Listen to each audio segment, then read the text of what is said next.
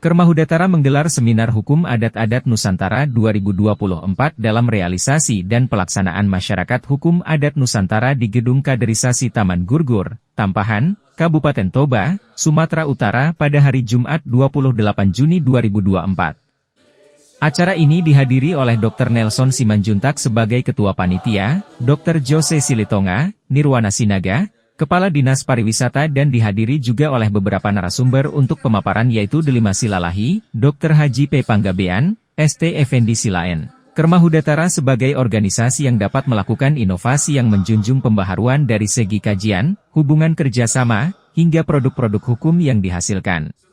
Marga adalah gabungan sekelompok masyarakat yang terdiri dari beberapa rukun yang mempunyai suatu ikatan dan kerabatan yang masih ada hubungannya dengan darah.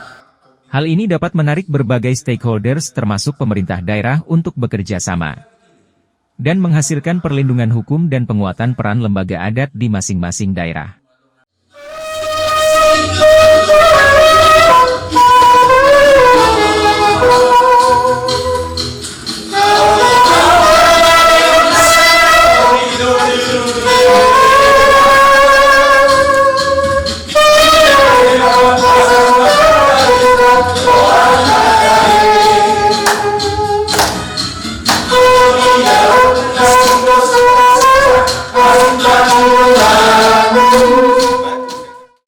Adapun tujuan kegiatan ini adalah bentuk seminar adat-adat Nusantara untuk berbagi ilmu, ide, gagasan, inovasi, hingga pengalaman yang implementatif dalam rangka menjamin kelestarian budaya masyarakat adat khususnya kawasan Danau Toba. Ada 3 aspek hukum adat, mahudat, saling berkaitan dengan konflik kultural diantaranya, 1. Keterkikisan ekosistem, lingkungan hidup. 2. Keterkikisan sosiologi, hubungan kekerabatan marga. 3. Keterkikisan ekonomi, kemiskinan hidup, di desa-desa. Hal ini didasari dengan semangat untuk menghimpun berbagai pemikiran sehingga dapat memberikan outcome berupa pembinaan dan penyadaran bagi intergenerasi sehingga ditindaklanjuti oleh generasi muda dan para stakeholders terkait di masa mendatang.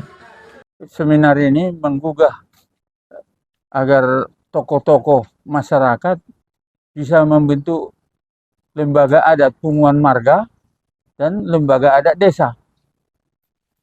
Kalau lembaga punguan marga akan membentuk ini Ugari Adat Batak, hukum adat sama acara hukum adat.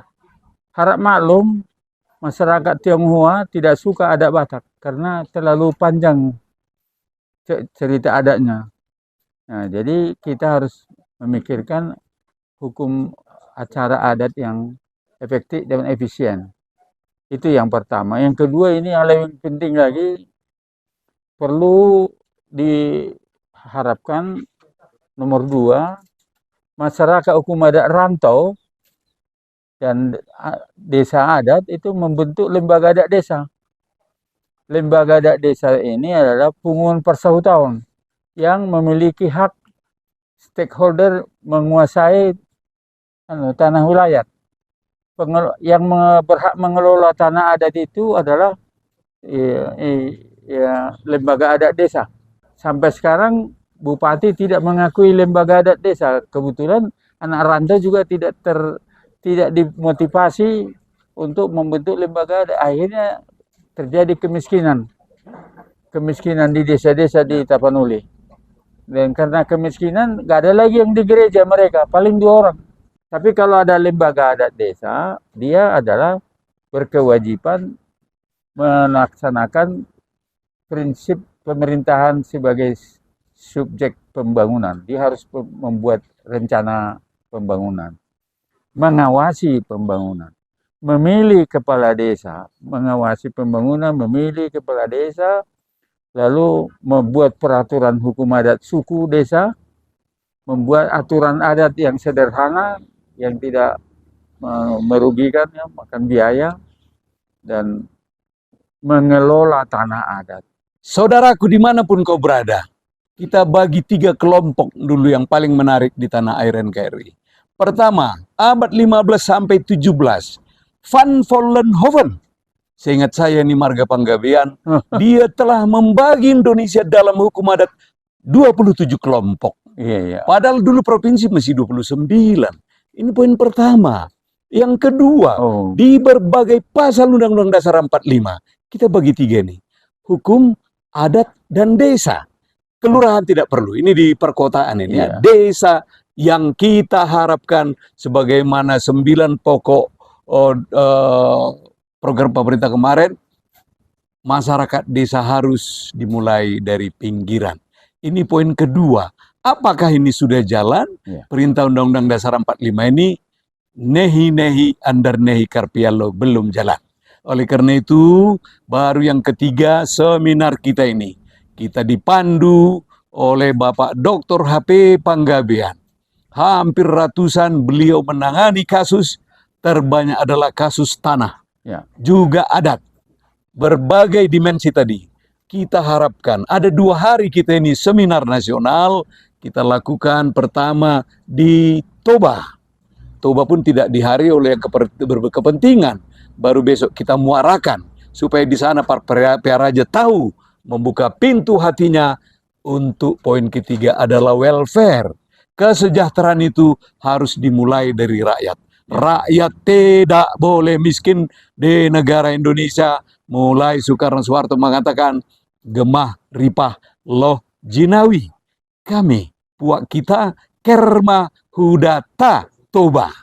Ini kita mulai dulu, besok Kerma Huda Aceh, Kerma Huda Ta selanjutnya sampai Papua. Indonesia 38 provinsi, 600 kabupaten kota lebih kurang, kelurahan sudah maju, desa yang belum. Mari kita lihat bagaimana papanya kondisi khususnya di desa kita di tanah air di Toba ini. Bangkitlah, bangunlah, jaya negeriku, jaya Indonesia, jaya Kerma Hudatara. Perlu saya ingatkan, satu, menurut pendapat saya, bahwa kepala desa itu adalah presiden terkecil. Ya. Jadi dia punya kuasa untuk membentuk peraturan desa, Iya. membentuk BUMDes, membentuk segala apapun yang dibutuhkan oleh desa itu sesuai dengan undang-undang desa yang berlaku. Mari tingkatkan, perankan itu, dan pemerintah daerah kabupaten wajib hukumnya Ya. untuk mendukung itu.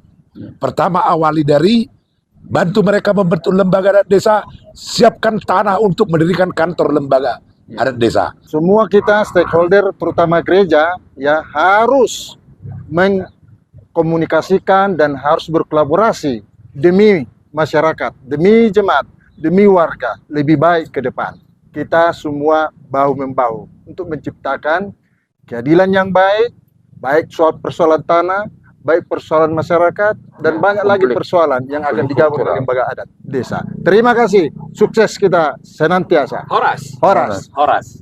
Seminar hukum adat ini juga membahas beberapa persoalan yang dihadapi masyarakat Batak khususnya di kawasan Danau Toba, kepercayaan kepada Tuhan yang semakin menurun, budaya pernikahan dan kematian setiap desa, tingginya kasus pelecehan seksual di bawah umur dan penyalahgunaan narkoba. Lewat seminar ini Kerma Hudatara berharap masyarakat untuk lebih memahami hukum adat di masing-masing daerah. Acara seminar ini kembali dilanjutkan di HKBP Papande Pulau Sibandang Muara.